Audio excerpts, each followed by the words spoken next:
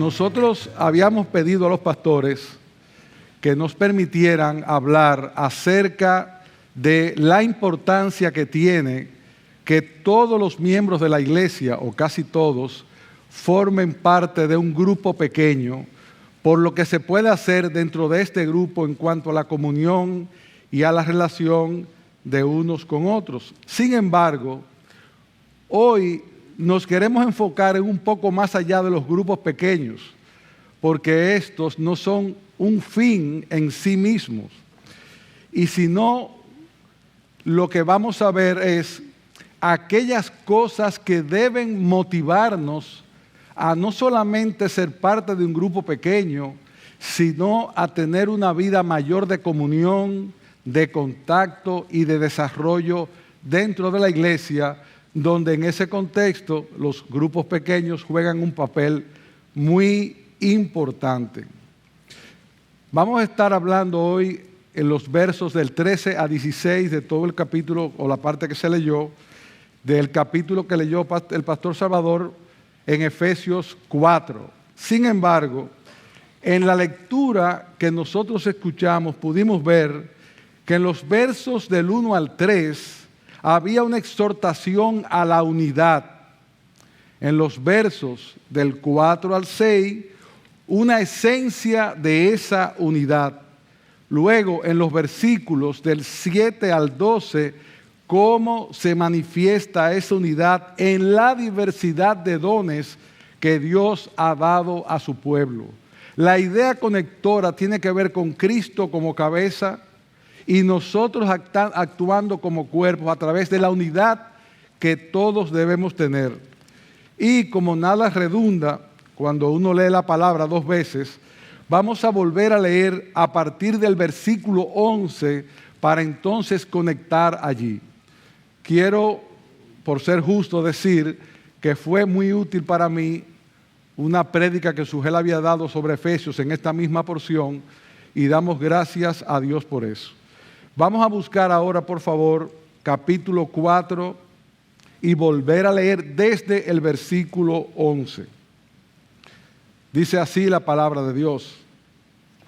Y Él dio a algunos ser apóstoles, a otros profetas, a otros evangelistas, a otros pastores y maestros, a fin de capacitar a los santos para la obra del ministerio, para la edificación del cuerpo de Cristo, hasta que todos lleguemos a la unidad de la fe y del conocimiento del Hijo de Dios, a un varón perfecto, a la medida de la estatura de la plenitud de Cristo, para que no seamos niños fluctuantes, llevados por doquiera en todo viento de doctrina, por estratagema de hombres que para engañar emplean con astucia las artimañas del error, sino que, siguiendo la verdad en amor, crezcamos en todo en aquel que es la cabeza,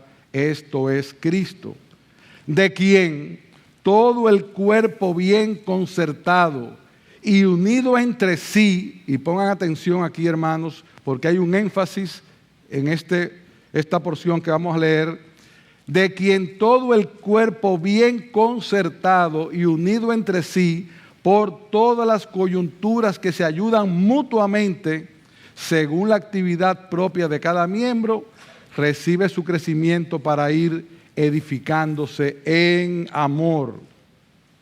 Amados hermanos, la iglesia solo puede crecer en el contexto de la unidad. Cada uno de nosotros como creyentes debe estar preocupado por su propio desarrollo espiritual, pero entendiendo que éste repercute de alguna manera en los demás que son parte de este cuerpo. Pero también, en esa misma forma, la conducta y la forma en que se conducen los demás repercute en ti también. Cristo nos salvó de una manera personal, pero debemos funcionar al igual que el cuerpo humano en interdependencia unos de otros. Nosotros, hermanos, formamos parte de un cuerpo y como tales estamos llamados a procurar el desarrollo proporcional de cada uno de los miembros que componen ese cuerpo.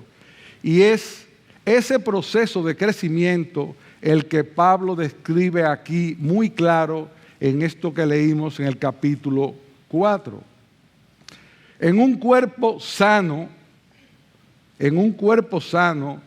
todos sus órganos se desarrollan en dependencia los unos de los otros, a fin de crecer proporcionalmente.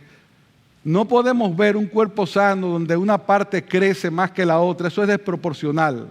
Sin embargo, en un cuerpo sano todos crecen proporcionalmente. Y usando esa misma analogía del cuerpo, la Biblia nos manda a procurar el desarrollo espiritual de cada uno de los miembros que componen el cuerpo local, donde todos somos partes.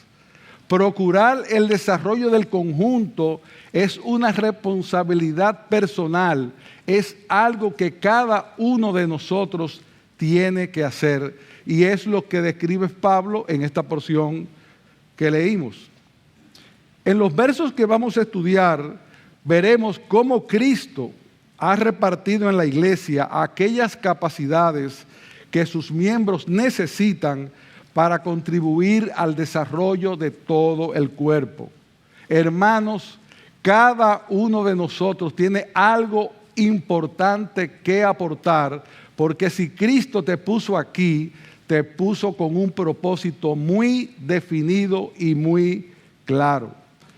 Todo verdadero creyente tiene dones espirituales que necesita, es importante que ponga al servicio de los demás.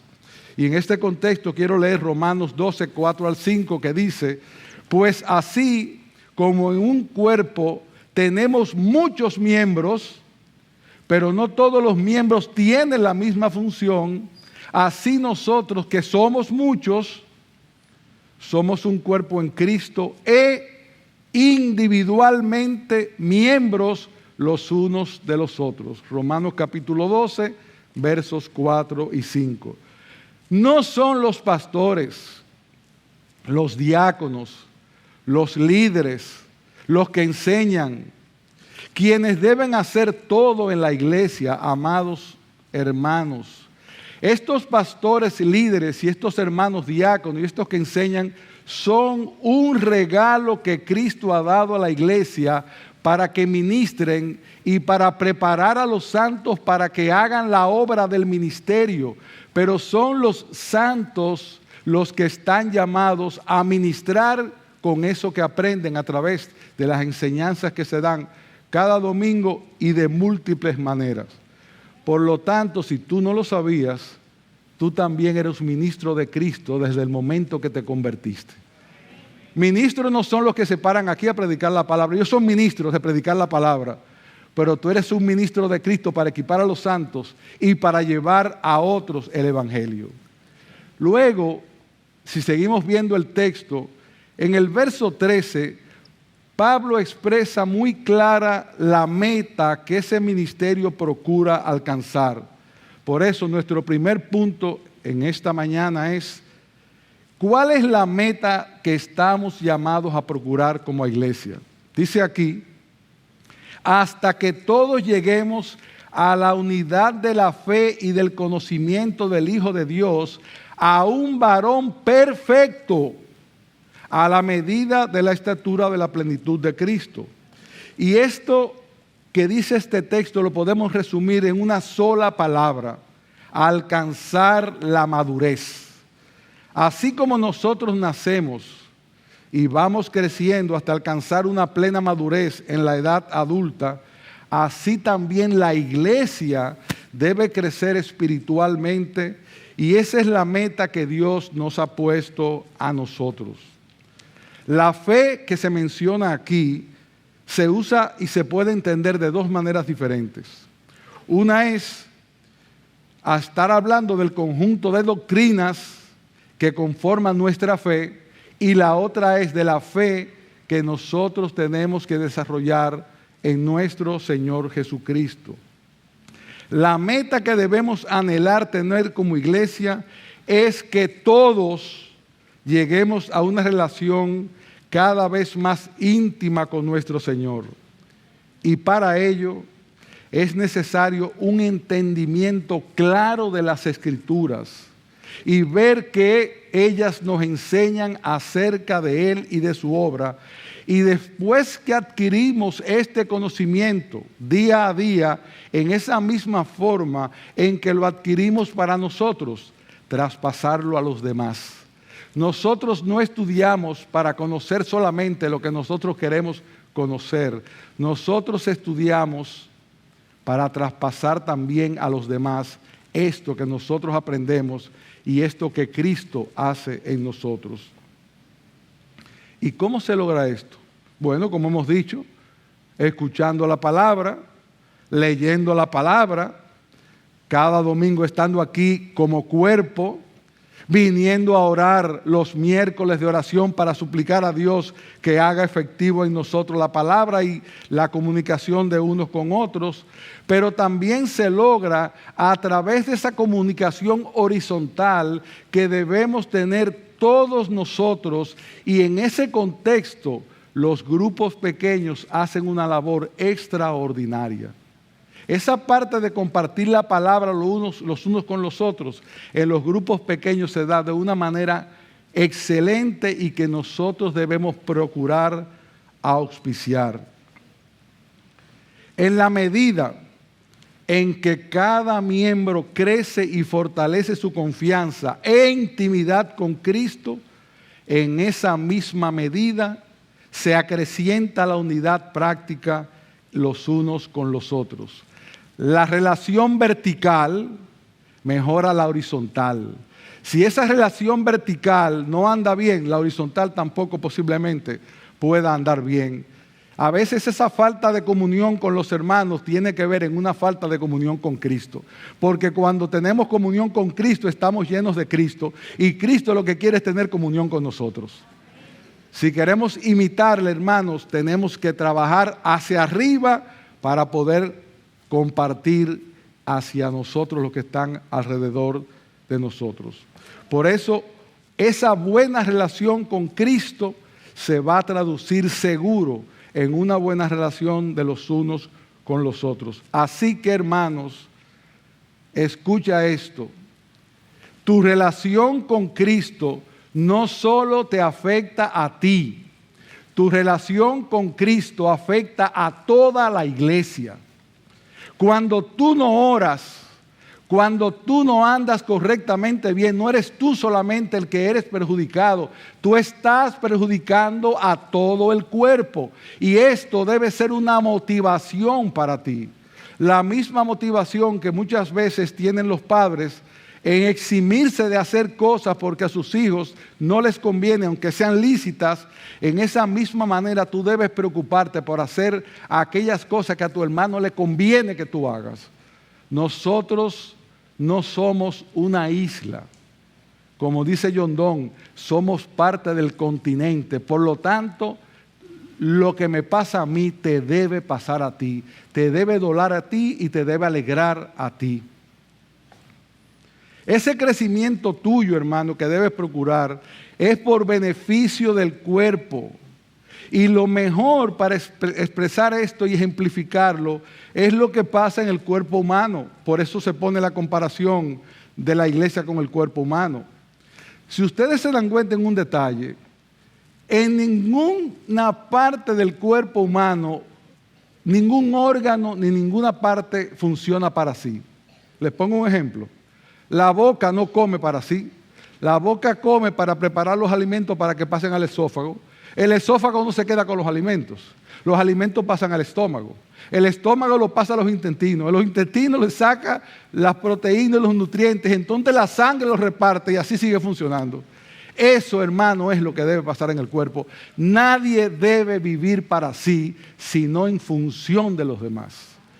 Ese individualismo que caracteriza a nuestra sociedad, hermano, está acabando con nosotros, y aquí no debe ser así.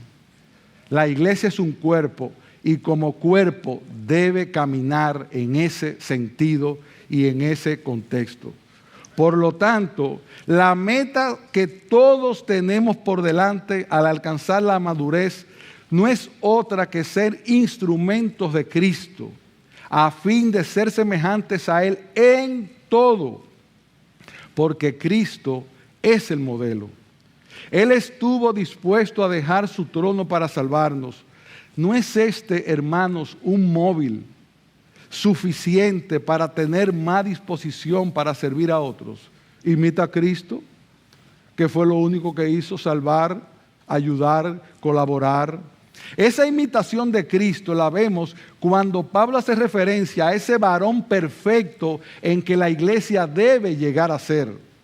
Y esa palabra perfecto puede ser traducida como maduro y contrasta con la palabra niño que aparece en el versículo 14, porque dice que si tú no eres maduro, para que ya no seamos niños fluctuantes, llevados por doquiera de todo viento de doctrina, por estratagema de hombres que para engañar emplean con astucia las artimañas del error.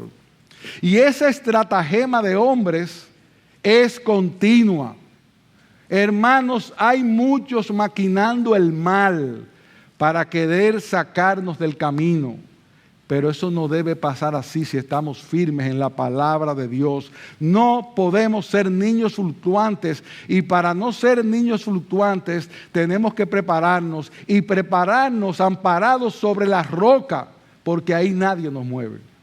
Y la roca es Cristo. En pocas palabras, ser perfectos es hacer lugar para desarrollar y experimentar la madurez suficiente en donde darnos a los demás sea una forma de vida, porque con esto estamos imitando a Cristo.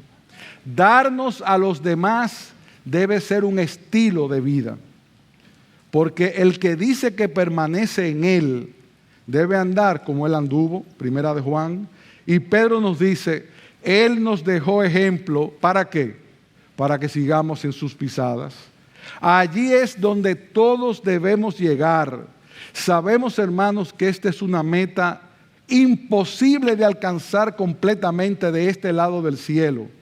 Pero lo que Pablo nos presenta en nuestro texto es que este proceso de madurez y crecimiento ya está en acción con la ayuda del Espíritu Santo.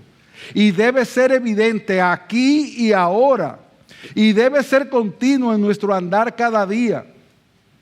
Muchas veces decimos: yo estoy loco por estar en el cielo, para poder alabar junto con todos los santos de todos lugares, para encontrarme con aquellos que partieron. Ese es un buen anhelo, pero comienza ahora a practicarlo aquí, que el cielo todavía no te ha llegado, ojalá venga pronto. Es ahora que tienes que practicar. ¿Tú sabes por qué?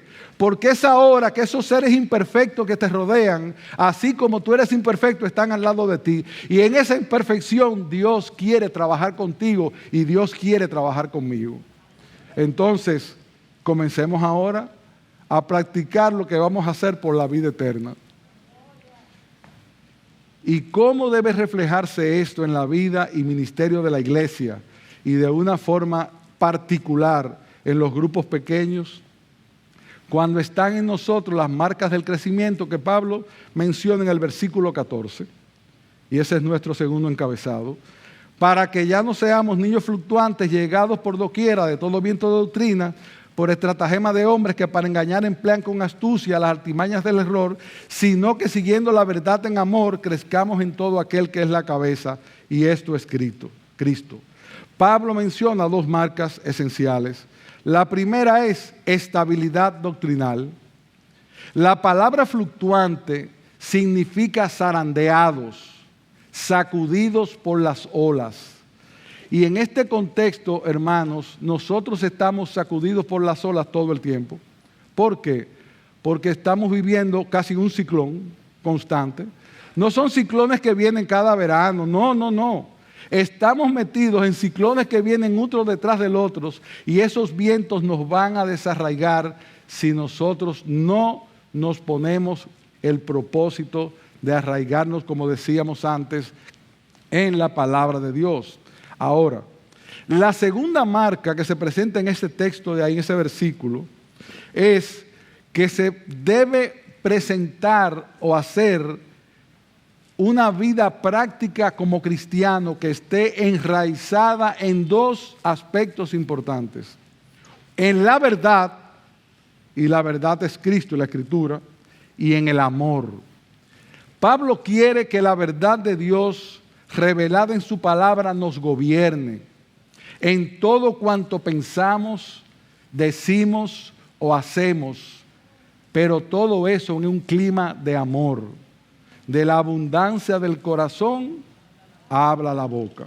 Si tú tienes la palabra en tu corazón, no importa del tema, aunque sea de pelota, la palabra de Dios sale de alguna manera. O está permeada por la palabra de Dios lo que estás hablando, aunque no sea de la palabra en sí mismo. Porque de la abundancia de lo que tenemos, eso damos. Ahora, si tú no tienes la palabra, ¿qué puedes dar? Vas a hablar de gimnasio, vas a hablar del carro, vas a hablar de mil cosas. Y eso no es que está malo. Ahora, la palabra permea aún esas conversaciones, porque ella debe gobernar nuestro corazón. Por otro lado, no solamente la palabra debe gobernar nuestros corazones para comunicarnos, sino la otra parte que dice Pablo, la verdad y el amor. Amor que debe movernos al discipulado mutuo, a una preocupación genuina por profundizar en el bien personal de los demás. Amor que se traduce en llevar a muchos al Evangelio. Amor que nos lleva a gastarnos sirviendo al Señor y a su iglesia. Hermanos míos, no piensen que aquellos que trabajan en la iglesia como diáconos, en diferentes ministerios, en diferentes actividades, liderando grupos pequeños, en la música, lo hace porque el tiempo les sobra. A muy pocos les sobra el tiempo. Porque yo me puedo dar cuenta, en el caso de los diáconos, con quienes tengo contacto, que a las 10 de la mañana de cualquier día o de todos los días hay una llamada para ayudar a un hermano. Y usted sabe desde dónde ese hermano está haciendo la llamada para ayudarlo o visitándolo. Desde su trabajo es que lo está haciendo. Yo no digo que dejen de hacer su trabajo, porque eso también está mal. Lo que estoy diciendo es que no están vagos, están trabajando, pero están también dando prioridad al reino de Cristo. O cuando van en la noche a visitar a un enfermo, no lo hacen porque la noche les sobraba. Ellos dejaron a su familia para hacerlo. Hermanos, gastarse en el cuerpo de Cristo implica sacrificio. Y por lo tanto, todos estamos llamados no solamente a participar en un grupo pequeño, sino también a darnos de muchas maneras. Miren, nosotros podemos conocer mucho la Escritura. Nosotros podemos asistir puntualmente a todos los cultos. Es más, podemos cumplir con todo lo que se supone que un cristiano haga. Pero si no tenemos amor, seremos como un metal que resuena o un címbalo que retiñe. Ese texto de 1 Corintios 13, que tanto usamos para hablar de ese amor en el matrimonio, ¿ustedes saben dónde debe manifestarse ese amor? Es en el contexto de la iglesia. Todo eso que habla Corintios 13 debe manifestarse en el contexto de la iglesia. No es sufrido, es benigno y todo lo demás.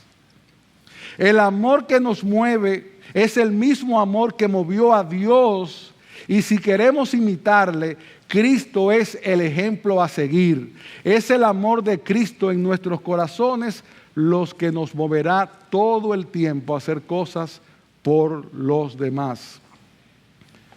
Nuestro tercer punto, entonces, ¿cómo avanzamos hacia esa meta? Y eso está clarísimo en el versículo 16.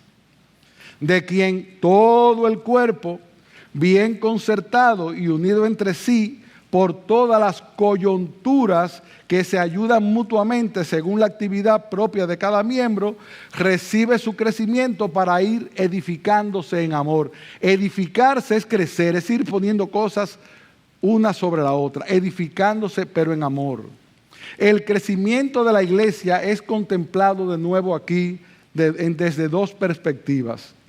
Una, lo que Cristo hace en nosotros, de quien todo el cuerpo recibe su crecimiento para ir edificándose en amor. El cuerpo recibe el crecimiento de la cabeza, que es Cristo. Pero nosotros debemos expresar eso que Cristo hace en nosotros cuando estamos junto a Él. Dice la palabra, yo soy la vid, vosotros los sarmientos. El que permanece en mí y yo en Él, ese da mucho fruto, porque separado de mí nada podéis hacer. O sea, que es Cristo quien provee crecimiento a esa iglesia, pero es Cristo también quien le provee la unidad y la coordinación como cabeza. Fue Cristo quien te colocó en este grupo de creyentes y quien te proveyó de los dones y capacidades que posees para beneficio de los demás miembros del cuerpo. Todo lo que tú eres, todo lo que puedes hacer, Cristo sabe que tú lo tienes y Él te lo dio y te puso aquí con un propósito. Tú no estás aquí por casualidad. No, tú eres parte del cuerpo con un propósito. Por eso nosotros debemos pensar muy bien cuando nos trasladamos de un lugar a otro. Porque tenemos que estar muy seguros que esa es la voluntad de Dios. Dios nos puso aquí en esta familia y la familia no se abandona por cualquier cosa. Salvo que haya una necesidad que nos obligue a hacerlo, doctrinal o lo que fuere. Siempre hay lugar para el movimiento, pero esta es tu familia, mi amado hermano. Este es el lugar donde Cristo te puso. Este es el lugar donde debes desarrollarse. Por eso, poner esos dones y capacidades al servicio de la iglesia es tu deber. Esa palabra coyuntura, la Reina Valera la traduce como punto de contacto. O sea, tú eres una coyuntura, tú eres un punto de contacto. ¿Para qué? Para que la cabeza mande la orden y a través de toda la coyuntura se va llegando a todas partes. Yo sé de una persona que tuvo un pequeño accidente y aparentemente, aunque no fue así, se le había atrofiado un poco un nervio y no podía mover el brazo. Y tú dices, ¿qué tiene que ver mover la mano, con un nervio que se atrofió aquí? Bueno, que ese nervio transmite de la cabeza el mandato para que éste se mueva. Eso pasa aquí, hermanos. Tú puedes ser una coyuntura que estés cortando lo que el Señor está mandando a otros. Y por lo tanto, tú eres un elemento muy importante en ese canal de comunicación que Cristo tiene. Ese canal de comunicación no está a través de los pastores. Ellos tienen un don especial, pero no son los únicos llamados a hacer eso. Tú también estás llamado a hacer la obra del ministerio. Y en ese contexto, los grupos pequeños son una bendición. Te lo ponen fácil, te lo ponen ahí, te lo ponen cerca. En la medida que cada miembro traspasa a los demás lo que recibe de Cristo, según la actividad propia de cada miembro, la iglesia va a crecer en ser más madura. Si un miembro no está creciendo individualmente, o se aísla de los demás, o no pone sus dones o capacidades al servicio del cuerpo, o no hace la labor que le corresponde, está afectando la salud de ese cuerpo. De ahí que solo es posible que una iglesia avance hacia la madurez en contexto de unidad y de amor, bajo un liderazgo bíblicamente establecido. Y gracias a Dios, damos gracias a Dios porque tenemos un liderazgo bíblicamente establecido. Ahora nos toca a todos hacer la labor. Y es probable que tú estés sentado ahí y hasta puedas pensar, ¿y qué puedo hacer yo? Yo soy muy débil, yo soy nuevo creyente, yo soy muy pequeño, no es mucho lo que yo puedo dar. Si eres un verdadero cristiano y eres miembro de esta iglesia, debes entender que Cristo desea beneficiar este cuerpo por medio de ti, en el lugar de crecimiento donde estás, aún te hayas convertido ayer. Muchos de nosotros, cuando no conocíamos demasiado la palabra, posible predicábamos con más denuedo que ahora que la conocemos mucho. Predicábamos lo que sabíamos, lo que Cristo había hecho en nosotros, y eso es suficiente para empezar a mover a otros. Todos nosotros tenemos algo que hacer y todos nosotros tenemos debilidades y todos tenemos fortalezas que debemos trabajar los unos con los otros. A mí me vino preparando el mensaje una ilustración de algo que vivimos Maggie y yo en un barco. Y se las voy a traer porque es una buena ilustración. Nosotros dimos un viaje en barco y nos encontramos con una pareja joven que no debía tener más de 30 y pico años. Y nos llamó la atención que ella era ciega y él cuadripléjico. Ella andaba con él en la silla de ruedas, él era sus ojos y ella sus pies. Y yo decía, pero ¿cómo es posible? Yo me quedaba mirándolo y en un momento me enterneció tanto que conmovió mi corazón, sobre todo cuando yo decía, pero ¿cómo se van en un barco esta pareja con esa condición? Pues se fueron. ¿Y saben cómo hacían?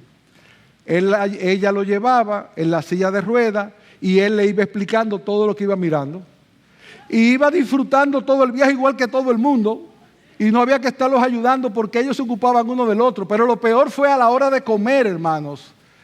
Porque le decía, Maggie, ¿cómo se manejan esta gente? A la hora de comer, ellos iban al buffet. Él le decía lo que estaba enfrente.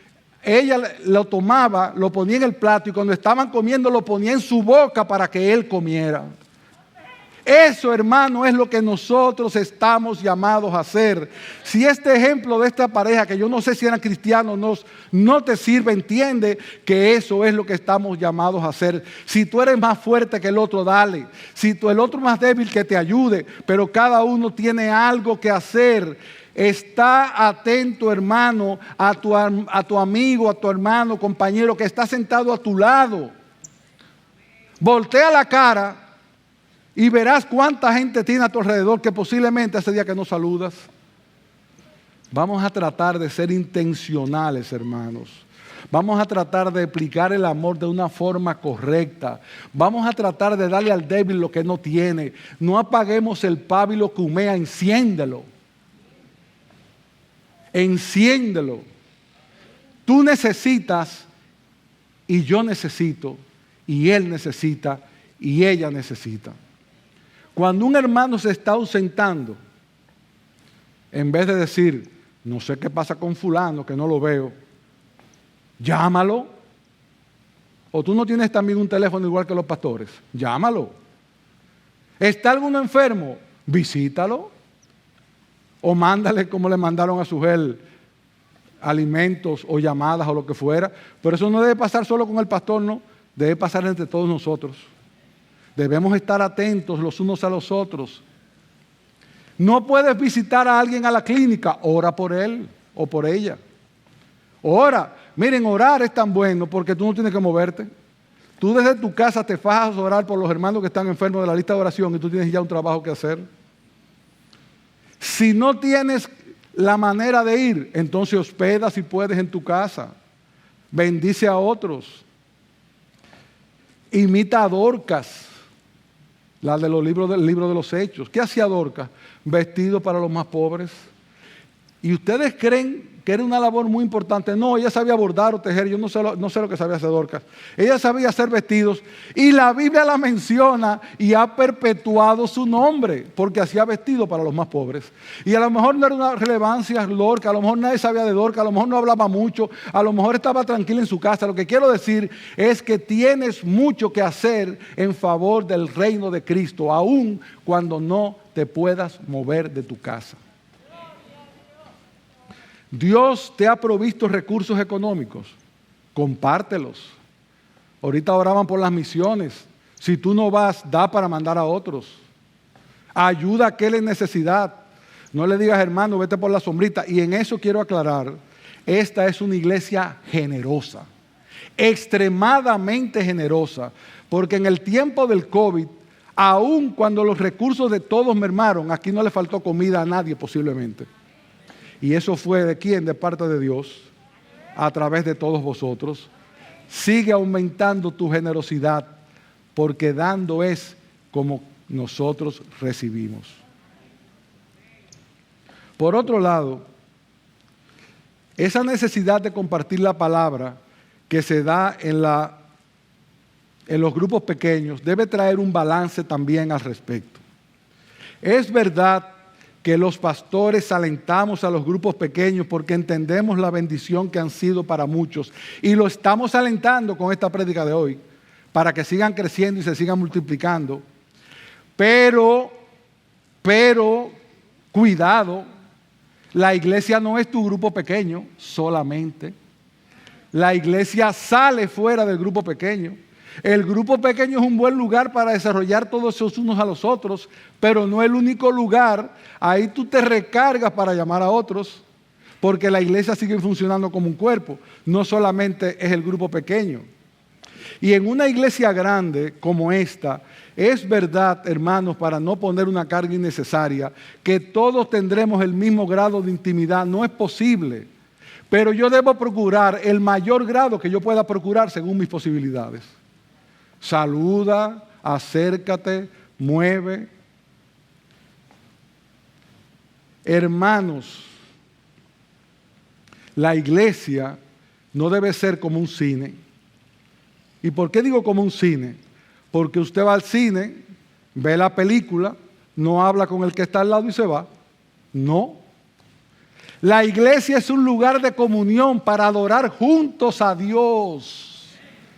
Y tiene que haber coyuntura, tiene que haber contacto, tiene que haber acercamiento.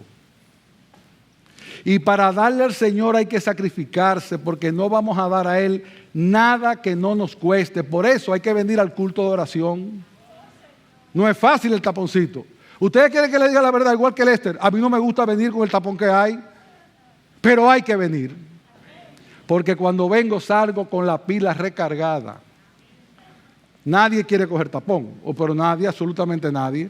Hermano, pero es importante que venga porque aquí conocerás las necesidades y aquí suplicarás a Dios por aquellas cosas que la iglesia necesita.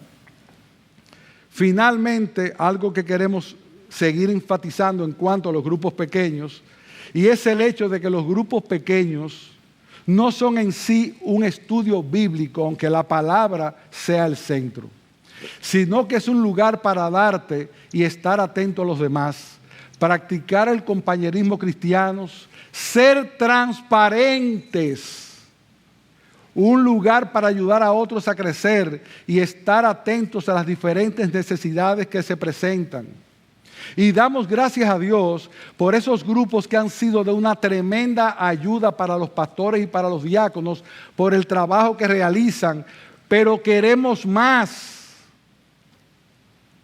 Pregúntate, hermano, ¿quién nuevo de la iglesia necesita ser discipulado y atráelo a tu grupo? Ocúpate de esas nuevas ovejas. Sé intencional en esas cosas para que la iglesia madure todo parejo. Pregúntele al pastor Lester que le dé la lista de la gente que tomaron la clase de premembresía para bautizo y busque a los que necesitan ayuda y encárguese de alguien. Nosotros crecimos porque alguien nos ayudó constantemente. Y eso es lo que nosotros debemos procurar en los grupos pequeños y en la iglesia. Si nosotros no podemos liderar un grupo pequeño, Dios no te va a pedir cuenta por eso. Ahora, si tienes la capacidad para liderarlo y no lo haces, Dios te va a pedir cuenta por eso. Porque necesitamos líderes para hacer más grupos. Y ese es otro llamado. Y si tú no puedes ser líder ni nada por el estilo, entonces hay otra cosa que puedes hacer que no cuesta nada. Y no importa tu nivel de pobreza. Pon tu casa, pon tu patio. Hay una lista grandísima en Romanos capítulo 16. Y esa lista grandísima tiene que ver con gente que en su casa tenían una iglesia, un estudio. Ellos no eran los que estaban predicando. Simplemente ellos pusieron su casa y por eso aparecen ahí. Hay una lista de hombres y mujeres, Junías, Nereo, yo no sé cuántos nombres, pero todos porque colaboraron con Pablo de alguna manera. Nuestro llamado, hermanos, es a ser intencionales en ser una coyuntura que transmita las órdenes de la cabeza, que es Cristo, para que la iglesia crezca en la madurez y tú seas parte importante de ese crecimiento. Y en ese sentido, los grupos pequeños son una bendición. Si no estás, procura estarlo. Y si lo estás, procura alentarlo, porque hay grupos que están un poco desmotivados. Entonces, motívalos, llámalos. Motiva tú, no esperes que lo hagan por ti, motiva tú.